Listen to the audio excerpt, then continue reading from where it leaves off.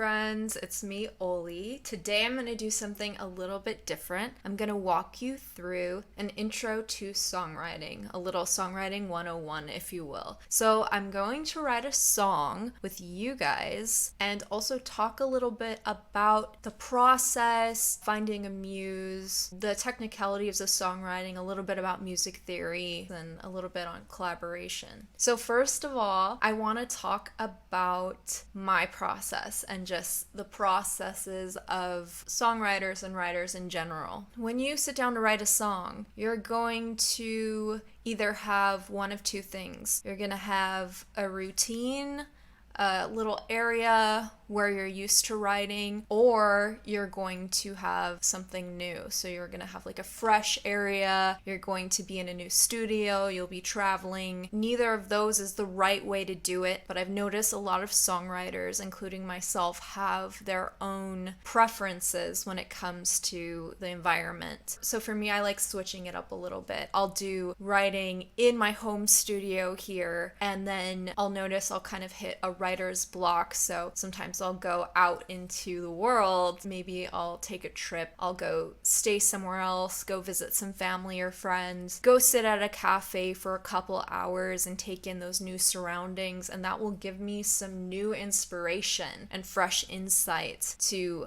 put towards my writing process. There are other things you can do that songwriters traditionally use to get into a creative attitude before they start writing. Besides considering their environment and where they're writing their song, sometimes they'll do a ritual. Maybe it's meditation or prayer right before they start writing or brainstorming. A lot of times people will listen to their favorite artists or do some research on different topics that they might want to include in the song. Sometimes people will just dance and move around. Sometimes they'll just sit really still and close their eyes, similar to meditating, just decompressing and unwinding so that their psyche becomes a blank slate to just let in the outward inspiration or to be able to really listen to the inner world and see what wants to come out. So that's a little bit on the process of songwriting, getting into the mode.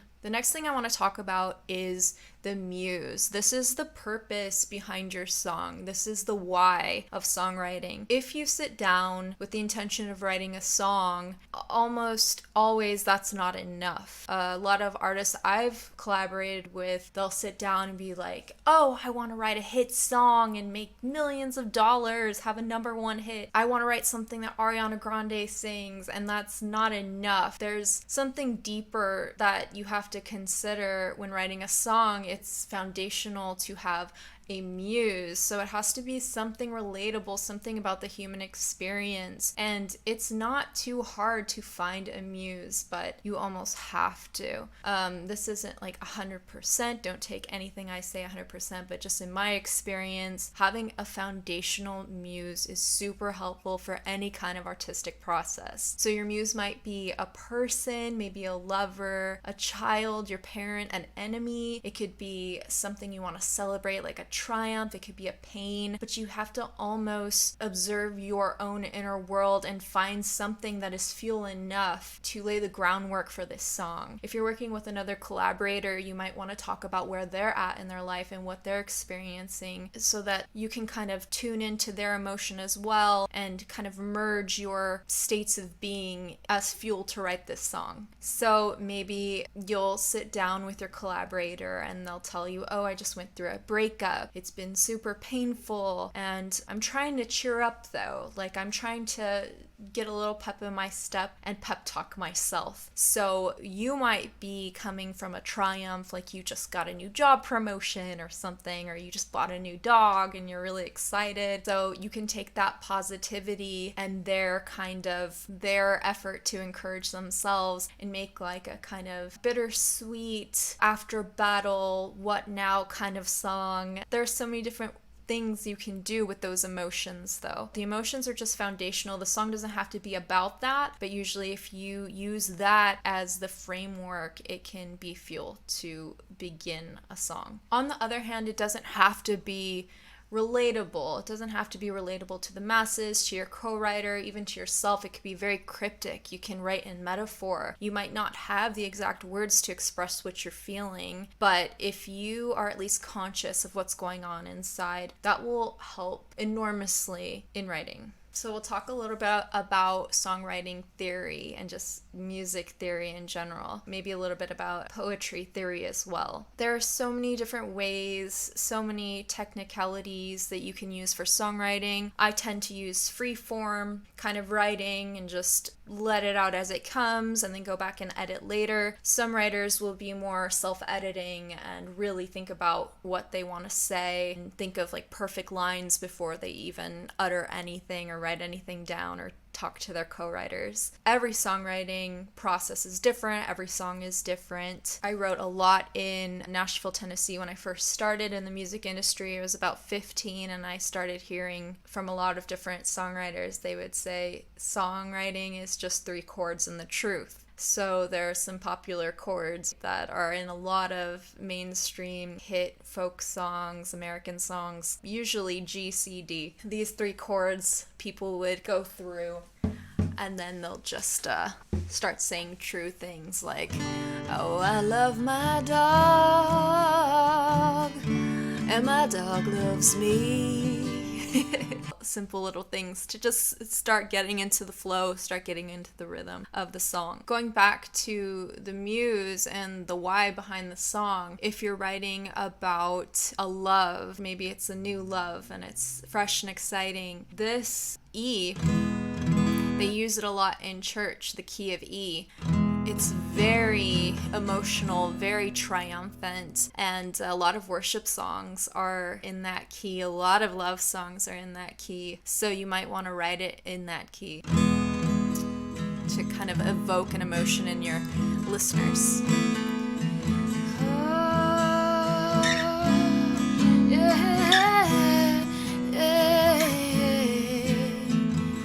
You can almost feel that just from those chords. It's a very moving key. Maybe you're writing something pretty sad, and E could also be E minor key. And a lot of songs are written in that, and it could be sad but still soulful and really gutsy and gritty.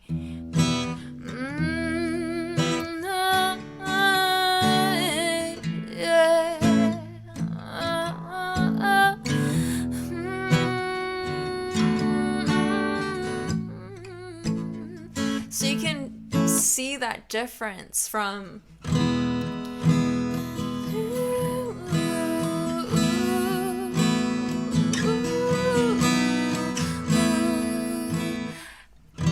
and then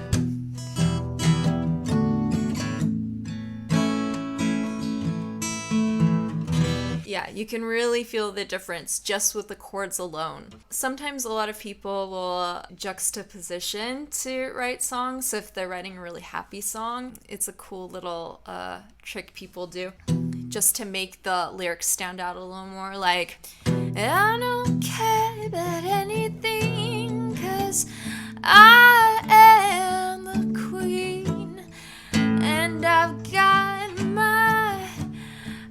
got my faith, my beliefs.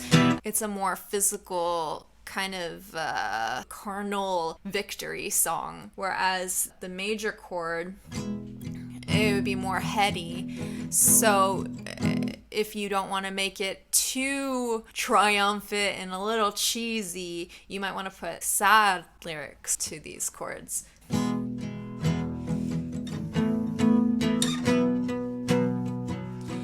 Oh, I got fired from my job today. Don't know what to say. You know, so it's like, it's a little less cheesy playing these happy chords and being like, everything's so great, because it's almost borderline in the same way. Sad chords with the sad, dark lyrics would be a little too much. Oh, it's dark outside and I'm crying. Sometimes you'll want to mix contradictory things. There are some other little tools that songwriters like to use, things that are really deeply embedded in the human psyche that might tantalize the ear, traditionally at least. There's alliteration. A lot of people use this. An example of alliteration would be Polly's prancing pony performed perfectly. Every word in that line starts with a P. With a song, Polly's perfect pony pranced. You know, like, you can hear that that's kind of like it gives it kind of like some punch, you know? Not just because it's a P. We could try something else, like Bobby Bounce. Not Bobby Bounce. Billy and Bobby bought a bike. You know, it's just a fun little thing. That's exaggerated. People won't do that as much in songs, but you'll notice like 3 words in a row sometimes in songs will all have the same consonant. Another thing is repetition. You'll notice in a lot of hit songs like I will always love you. I'll always love you. I'll always love you. Like, it's just the same line over and over again. It really drives it home. So sometimes it's a little too much, but if it's something really beautiful, like that song, I Will Always Love You, it can be powerful. There are also similes. So I've noticed this a lot in country music. A simile is basically when you're comparing one thing to another. We'll talk about like the sun. The sun is bright like your eyes. So that sounds more jazzy than country. A lot of songs have this, and I encourage you, go listen to a song and try to not spot some similes in there. It's a really beautiful, poetic way to emphasize a point. If you're trying to tell your lover that they have beautiful, bright eyes, you'll compare them to the sun. Or their skin is so warm and it's like a fire, you know, you'll notice that a lot. There's also metaphors. So I was talking about singing cryptically. Big Black Horse in a Cherry Tree by Katie Tunstall is like a really great popular song, and it's all metaphor. A big black horse, he looked this way, said, "Hey lady, will you marry me?" Oh, you know, she's not gonna marry a horse. So it's a really cool visual picture, very unique. Whereas she could be saying, "This dude, he looked at me and he said, 'Hey lady, will you marry me?'" And it's not as powerful. You know, the song is Black Horse and a Cherry Tree, and that's why people like it so much. And it gives the mind room to wander. So the listener might not ever find out what she's singing about, but they're getting those beautiful mental images of what it could be and what it means to them, because it's almost open to interpretation because it's so cryptic. It also all depends what genre you're writing. Like I said, country will use a lot of simile. They also use a lot of literal things. Like, you're not going to hear a cryptic country song like Black Horse and a Cherry Tree. You're going to hear about a literal horse. I rode my horse down the road. A person singing about riding their horse down the road, for real. Whereas in a pop song, someone singing, I rode my horse down the road. That still sounds country, but it could be a metaphor in that case. Also, if you're singing hip hop, it's gonna be faster lyrics usually, whereas a country ballad is gonna be less words and more vocal intonation. R&B is similar, it'll be more vocal kind of slides and playing with melodies and words versus having to have it really punchy. Eminem's song with Rihanna, Love the Way You Lie, like she's kind of doing like a poppy R&B chorus. Like, I love the way you lie. But he's doing the hip hop side that's really punchy and fast. I can't tell you what it really is. I can only tell you what it feels like. So it's like very rhythmic wording, whereas the female part is more flowy. Lets the music dominate over the words. Some writers will also use poetry. Writers like Pink, they will write poems before even thinking about melodies. I tend to write my songs together, the lyrics and melody at the same time with the music, but some people will write the music first and then write write the lyrics later. So everybody's super different. If you're a poet, you might want to start at writing a poem. There are different things like iambic pentameter. It's like 5 syllables with emphasis on every other syllable. We will write a song. So you're seeing the first word is exaggerated and then the second isn't so much. It almost just like follows. So we will write a song. So when you're singing, we will write a song. We will write a song. That's a fun thing that you can do as well. You're free to play around with different things. Sometimes theory helps, and having some kind of limitations like syllables or alliteration, a certain number of syllables, like 6 syllables at first and then 3 syllables after. You could do like a haiku, but that's only if you want. That's only if it's helpful to get your message across. You have to always go back to the muse. So the muse is the why, the reason you write the song. It's the motivation. And then the technicalities, the theory, are what moves it along and helps you finish it and communicate it with your audience in a palatable way. If you're like a chef and you have some extra meat that you need to feed to people, you're going to want to make something beautiful out of it, like a juicy, perfectly filleted steak. You're not going to just like hand out the raw meat to people, although some people like meat tartare. So with those things in mind, let's write a song. So I really like this key of E.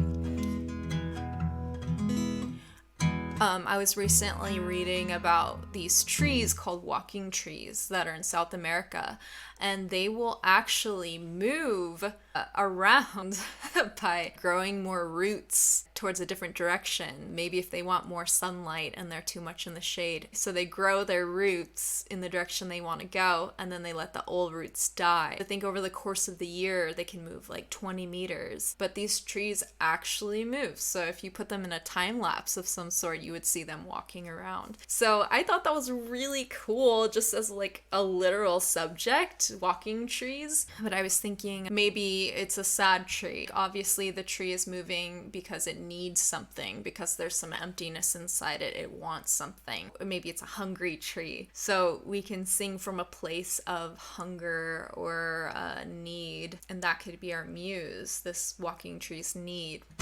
So we'll do this happier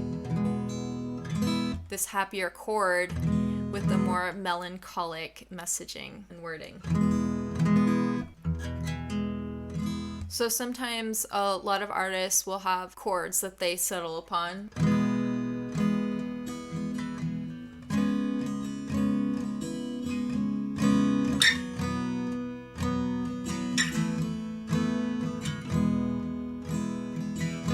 I like those chords. And they'll just hum. Before you get into the words, you might want to hum a little melody.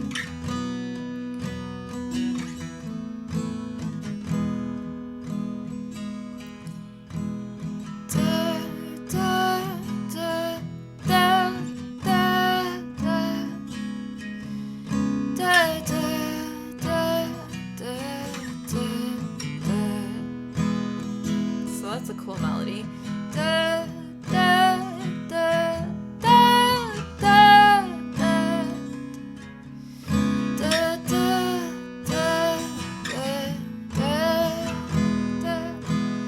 Cool. So for the verses, we'll do those chords. You don't want to be too modest when you're writing songs. You might be one of those people that likes to self-edit and really, really contemplate. But a lot of times people will say something that they don't even necessarily like, and their co-writer will really like it and be inspired by it and think of a better way to say it. Especially in co-writing situations, you want to be brave and just kind of put everything out there on the table, because you can always take stuff away if you don't like the end product. It's easier to take stuff away than have to rethink new things. This first part of songwriting is usually just flowing and letting it all go and getting out your materials, like your paint and your brushes for the canvas, and you lay it all out there. Once again, don't take anything 100%. There's no right or wrong. Let's think about our walking tree. Trying to reach the sun before it goes down. So that's a pretty simple little line, but it's the truth. So 3 chords in the truth, right? That's actually 4 chords, but close enough. This is a great line to express the need of the tree. It's talking about the sun, its goal, kind of the object of its affection, and also giving a little sense of urgency here, a little suspense, thinking about the sun going down. We're hinting that there's only so much time left before the tree can reach the sun, before it goes down. Trying to reach the sun before it goes down. And this is also relatable. I mean, we're not trees, but all of us need sun, right? All of us need light. And there's so many meanings for that. Like, it doesn't have to mean literal light. Maybe it's just the smile of your grandma who you haven't seen in a really long time. Maybe it's a drink of water after a workout. You're so thirsty and you get that drink of water, and that water is your light. Okay. Trying to reach the sun before it goes down. And I could get a little funky with it. And maybe we'll say something about the literal tree too. So we have like one obstacle, that the sun is going to go down and we only have so much time before we can reach the sun. Maybe we'll think of another obstacle. Before it goes down. Trying to reach, trying to raise the roots, trying to raise these roots. So that's cool because that's a little bit of alliteration, raise these roots. So we're using 2 R's there, signify that we're a tree, trying to raise these roots. And also, we could be writing a poem. There doesn't have to be music. It could just be trying to reach the sun before it goes down, trying to raise these roots, blah, blah, blah, blah, blah. And it doesn't have to rhyme even. If you don't play an instrument, you can still be a songwriter. You just need to find someone who can play the song for you and think of melodies. There's always a way. If you have the will, you should always go for it. Another thing I'll do when I'm writing songs, if I get stuck, like right now, I can't really think of something that rhymes with down. I'll go to rhymezone.com and look at different rhymes and try to find a good word that will fit there. Or I just won't rhyme at all. Another time, playing the guitar might get in the way of thinking of a line because you're thinking of the music. So I'll set my guitar aside and just write down the words first. And vice versa. Sometimes thinking of the words gets in the way of the music. We'll start from the top. Try to reach the sun before it goes down. Try to raise these roots. They're so heavy now. They're so heavy now. They've grown so heavy now. How about that? Grown so heavy now. So this is another motivation besides needing sunshine. The roots are getting heavy, you know, so you need to shed these roots and make new roots, or the walking tree does. So trying to reach the sun before it goes down, trying to raise these roots. They've grown so heavy now. Maybe we'll switch it up a little now, because we already did this chord progression twice. This is E, D flat minor, B, A. So maybe we'll start at the minor, and switching things up just keeps things interesting. There are lots of songs that break all the rules and they're really repetitive and people love them. You have a better chance of capturing your listener by keeping things repetitive enough that they stick in the listener's mind and it's attractive and meditative, but different enough and changing enough that it's not boring. It's so cold, it's so cold. There's some repetition there. I like that. So, it's so cold, it's so cold. The dark feels so alone. The dark feels so alone. In the dark, I'm alone. It's kind of a weird word. It's so cold, and I feel so alone. I like that. Without the sun, it's cold, it's shady. We need to get into the light so we can photosynthesize. So it's so cold, and I feel so alone. The sun is kind of company of sorts. It's a friend. Trying to reach the sun before it goes down. I'm trying to raise these roots. They've grown so heavy now. Yeah, it's so cold, it's so cold. And I feel so alone. Cool. The first verse. So the chorus will usually be the most truthful, the most encompassing statement in the song, where in the verses you can use more descriptive words and more subtle melodies. You want the chorus to be super strong, really hook the listener, be really relatable, be very heartfelt, very catchy. So how to do these things? For me, it's most important to feel it. So if I don't feel anything when I'm writing a song or singing a song, it's less likely that my listener is going to feel anything from it either. Like any other communication, when you're telling a story, you want to tell it emphatically. You want to tell it as it happened, how you experienced it, and sort of relive it for the person you're telling the story to. Songwriting is exactly the same way. You're telling a story and you're trying to have passion behind it so that they can feel what you're trying to communicate. I don't know what it's like to be a tree, but I know what it's like to need something. I know what it's like to be hungry and lonely and want to be in the sunshine and in the light. Also, another way we can keep it interesting, you'll notice in the verses is like trying to reach the sun. Maybe we'll double that rhythm. Like, it's so cold, it's so cold. You know, that's a little bit faster. Another thing that you want to do in courses is change the melody. Unless the melody is like super, super perfect and strong, you'll want it to be a little bit higher, stand out outside of the verses. I'm on my way. I'm on my way. I'm on my way. I'm on my way.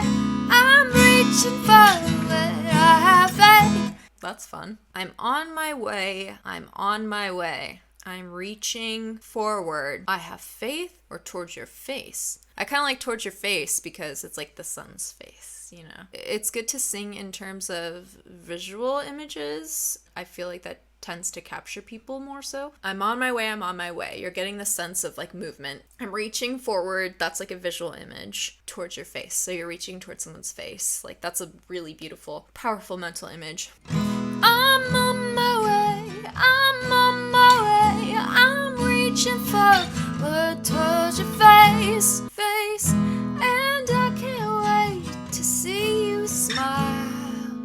See, that's a beautiful visual image. That's another motivation. It's this metaphor for the sun just like smiling down at you. Usually we'll be using more symbolic things like the sun and light as metaphors. In this case, those things are literal and we're using the human symbols as metaphors, like the face and the smile for this tree who wants to see the sun so badly. I'm on my way, I'm on my way, I'm reaching forward towards your face. I can't wait to see you smile. I'm on my way, I'm on my way, I'm reaching forward towards your face, and I can't wait to see you smile.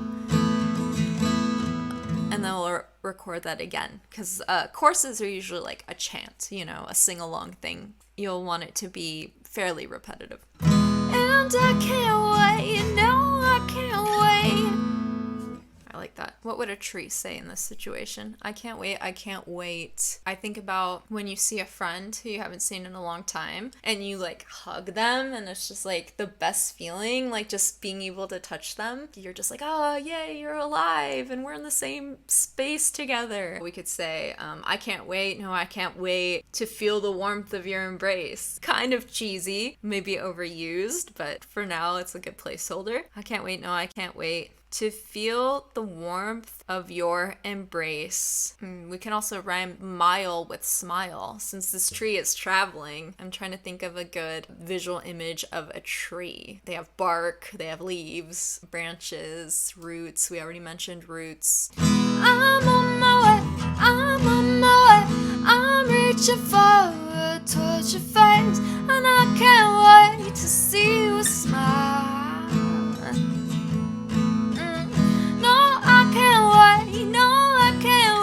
To feel the warmth of your embrace.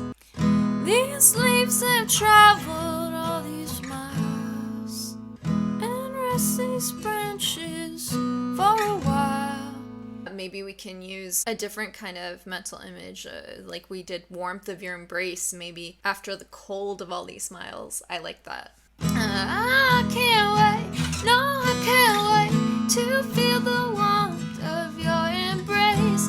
After the cold, melt off the cold from all these miles.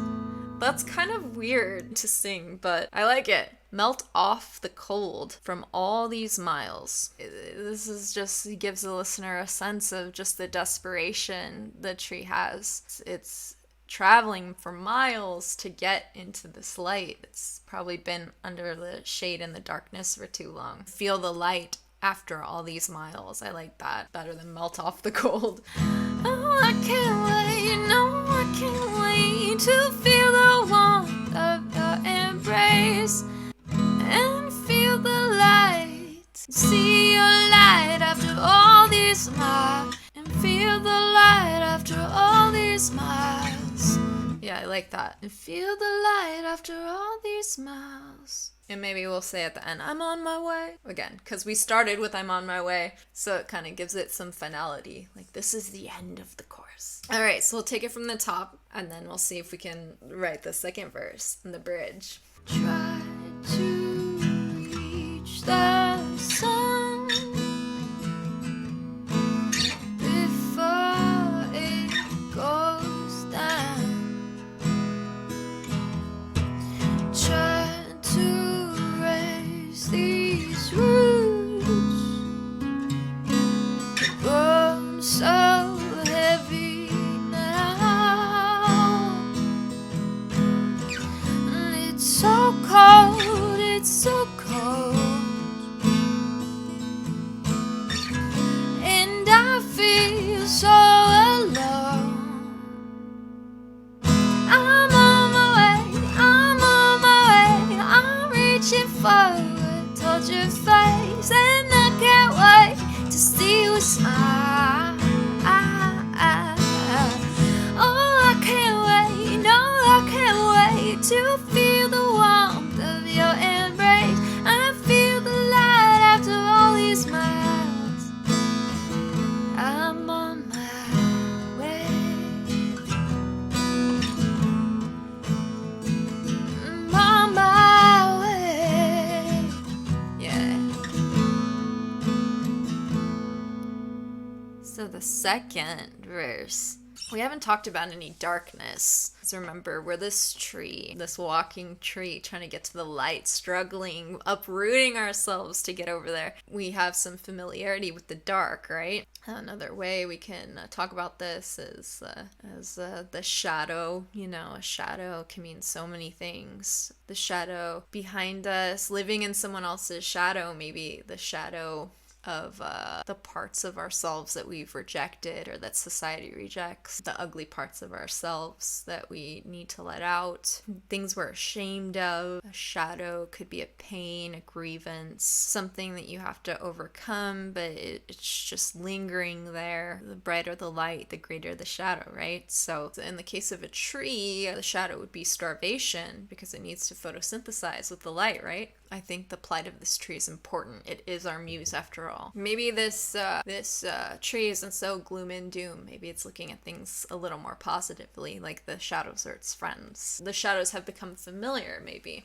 The shadows are my friends, but now I'm saying goodbye. Maybe the branches are waving goodbye. Everything doesn't have to be a visual image either. Like we could just say what we mean to say, like it's time to go. I'll see you guys next time. So the shadows are my friends, but I must say goodbye. It's time for me to go. I'll see you all next time, because the shadows will always come back at night, right? So they're not saying goodbye forever. It's not that bad. It's time for me to go sounds kind of weak. But again, we're just putting it out there and we can edit it later. The shadows are my friends, but I must say goodbye. It's time for me to go. I'll see you all next time. And then last time, I remember we were like, it's so cold, and I feel so alone. So they don't necessarily feel alone because they have, the shadows are their friends, right? So we got to think of a different thing, something else to say, but we could still keep that transition, that pre-chorus transition. Instead of it's so cold, maybe I've grown old. Maybe these friends are too young. Maybe they're doing kid stuff and this tree wants to grow. You know, this tree wants to photosynthesize and evolve. It's too old for this childish stuff anymore. And before I said I feel so alone, maybe it's time to go home. Like when you are an adult, you have to kind of make your own home because you're leaving your family home or the place you grew up. Familiarity of childhood, maybe that's your home, and you're transitioning to your grown-up life, right? Yeah, it's a near rhyme, but I think it'll do. So I've grown old, I've got to go home. So let's try that. I've grown old,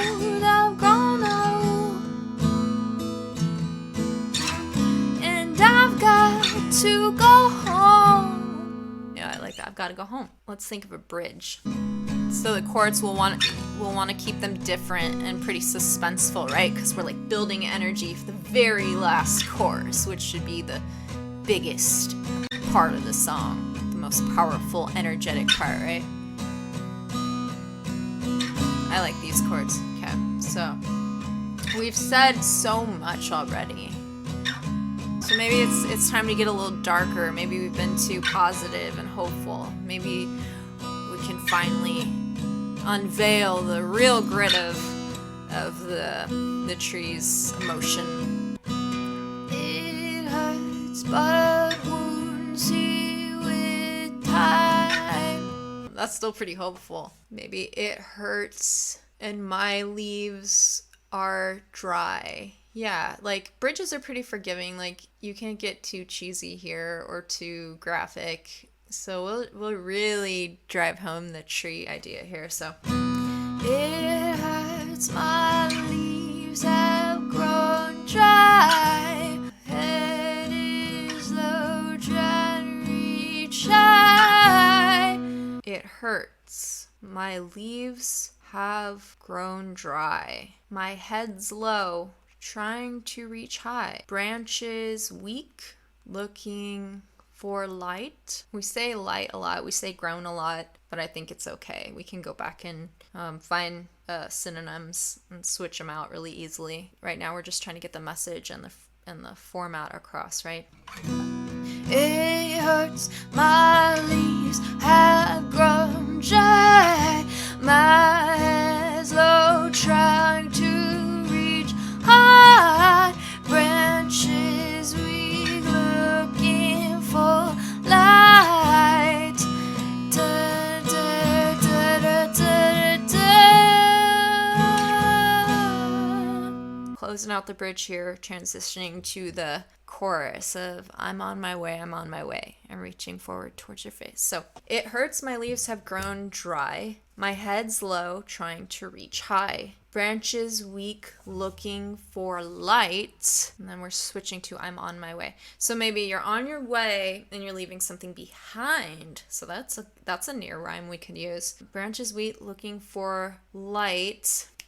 again, we can play on the darkness aspect because we've established that it's a tree. We've said branches, leaves, roots, head low, needing light. We've communicated this much. So we can go back to the darkness because we've talked about the sun a lot. So we're about to talk about the sun in the chorus. So maybe we want it to get really dark, like right before. So we're leaving the darkness behind, the darkness and whatever else.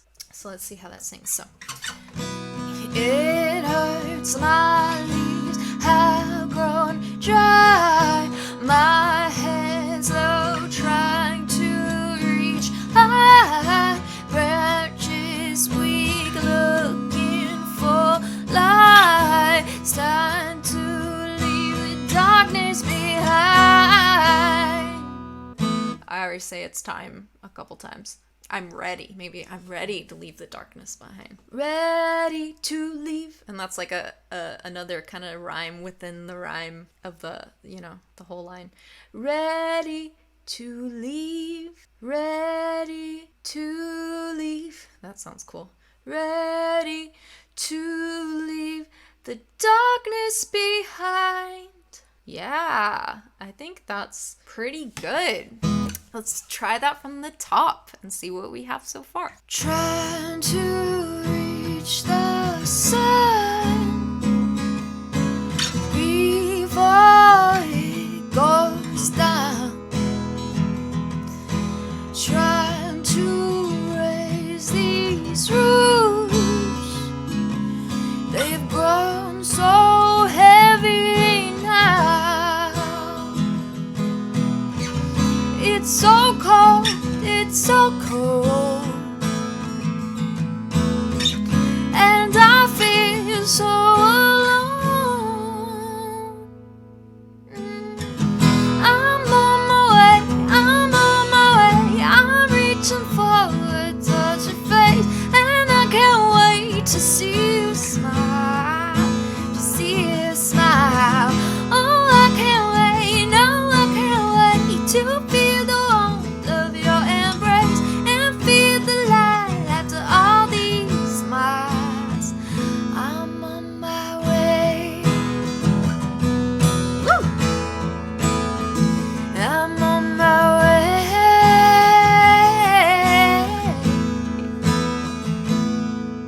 The shadows are my friends, but I must say goodbye, goodbye. It's time for me to go. Yeah, I'll see them all next time. Yeah, I've grown old, I've grown old, and I've got to go home. Yeah, I'm on my way, I'm on my way, I'm reaching for a touch of faith, and I can't wait to see you smile. No, I can't wait, no, I can't wait to feel the warmth of your embrace and feel the light after all these miles. I'm on my way.